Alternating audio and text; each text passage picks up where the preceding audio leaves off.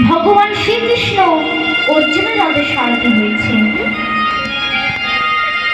কুরুক্ষেত্রে যুদ্ধের সময় শ্রীকৃষ্ণ যখন অর্জুনের রথে সারথি হয়েছিলেন তখন তার বিশ্বরূপ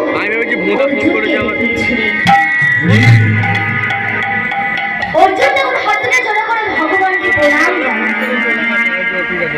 আর কৃষ্ণ একটা প্রশ্ন করলেন, তুমি তো স্বয়ং ভগবান, হে সখা তোমাকে একটা প্রশ্ন করব, তুমি যদি ভগবানই হও তাহলে আমার রথের সারথি হয়ে আমার রথ চালাচ্ছেন না কেন? সঙ্গে সঙ্গে অর্জুনকে বললেন, শোনো অর্জুন, যে যে ভক্ত আমাকে যে যেমন ভাবে চায় আমি তাকে ঠিক সেইভাবে ধরা দিই বা তার মনের বাসনা পূর্ণ করি। হে অর্জুন, তুমি তো আমাকে সখা হিসেবে পেতে চেয়েছিলে, তাই আমি তোমার কাছে সখা হয়ে ধরা দিয়েছি। লক্ষ্মী আমায় প্রতিরূপে পেতে চেয়েছিল, তাই আমি তার কাছে প্রতি হয়ে ধরা দিয়েছি। শ্রী রাধা আমায় প্রিয় সঙ্গী হয়ে পেতে চেয়েছিল, তাই আমি তার কাছে প্রিয় সঙ্গী হয়ে ধরা দিয়েছি। দেবকী আর বসুদেব আমার পুত্র রূপে পেতে চেয়েছিল, তাই আমি তার কাছে পুত্র হয়ে ধরা দিয়েছি। যারা আমায় যেভাবে পেতে চেয়েছিল তাদের আমি সেইভাবেই তাই আপনাদের সামনে যে লীলাটি পরিবেশন করতে চলেছি সেই লীলাটির নাম হলো ভক্ত বাঞ্ছ কল্পতরু বা নারদের দর্পচূর্ণ। তাই লীলাটির নাম কি বললাম? ভক্ত বাঞ্ছ কল্পতরু বা নারদের দর্পচূর্ণ। তাই লীলা পরিবেশন করার আগে একটা ভজনের মাধ্যমে আমরা সবাই মিলে বৃন্দাবন করতে যাব। কারা কারা বৃন্দাবনে যাবে দেখে সবাই দুটি বাহু তুলুন। কারা কারা বৃন্দাবনে যাবে, যারা দাঁড়িয়ে আছে ওদিকে তারা তুলুন। আর যারা দিয়ালের উপরে বসে আছে দিয়াল উঁচু জায়গা লজ্জাবার কোনো দরকার নেই, তুলুন। এরকম করে তুলতে হবে, এরকম করে তুলুন। যাদের হাত আছে তারা তুলবেন, আর যাদের নাই তাদের তোলার দরকার নেই।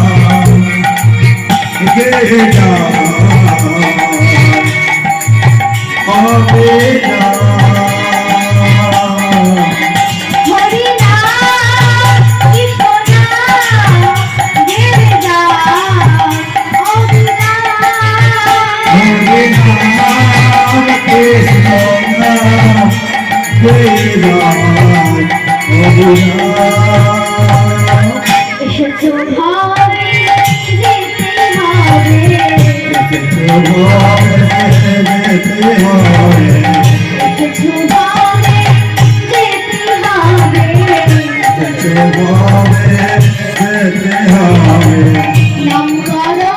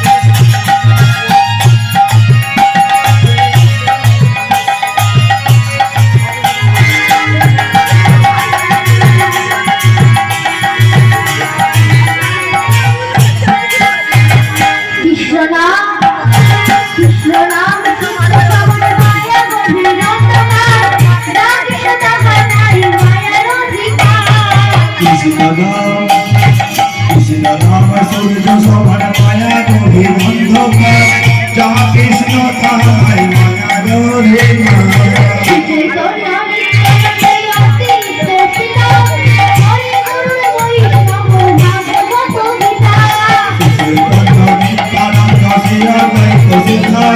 হরে গুরু বৈষ্ণব ভাগবত গীতা এই সবই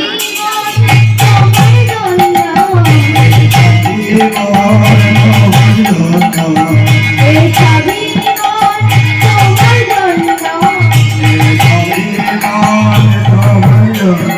নিতাই গৌর রাধে শ্যাম প্রেমনাথ হরে কৃষ্ণ হরে রাম হরে রাম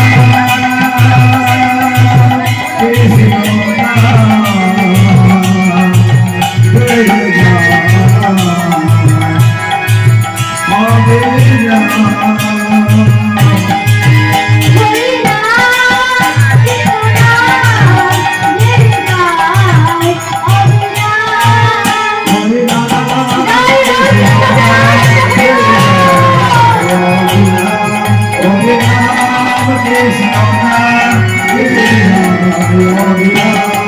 জয় জয় হরে রাম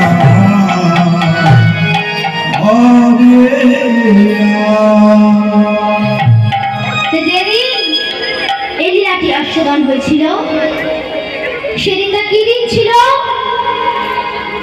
শিব চতুর্দশী বা শিবরাত্রি। মায়েরা কালকে সব পেয়েছিল তাহলে কারা কারা শিবরাত্রি করেছে দেখি সবাই যদি বাবু কি চেয়েছে বুঝতে পারে কি চেয়েছিলেন? বলছে ভালো বর যেন হয় ভালো বর পাওয়ার জন্য শিবরাত্রি করেছিলেন?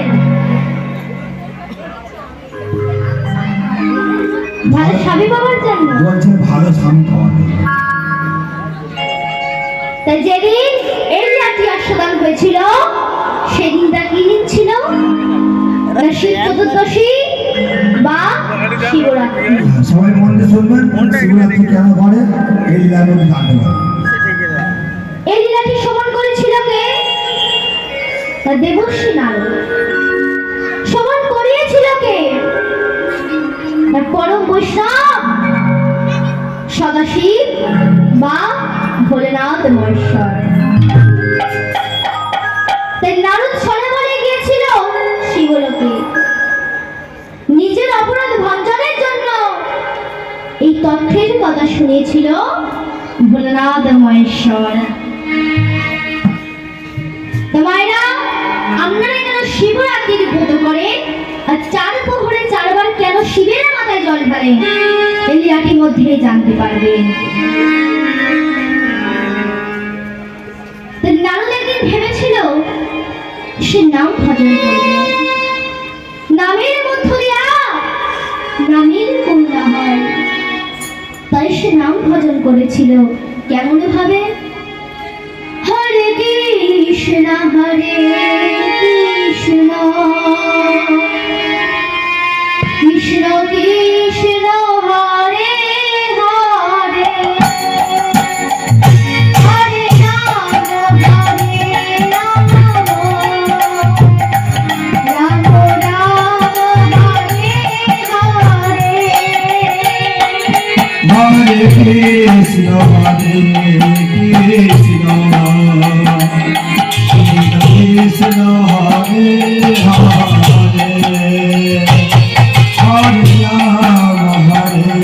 রাম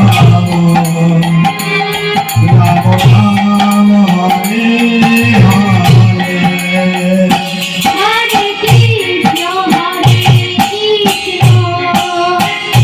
কৃষ্ণ কৃষ্ণ হরে হরে হরে রাম রাম রাম হরে হরে হরে কৃষ্ণ কৃষ্ণ কৃষ্ণ কৃষ্ণ হরে হরে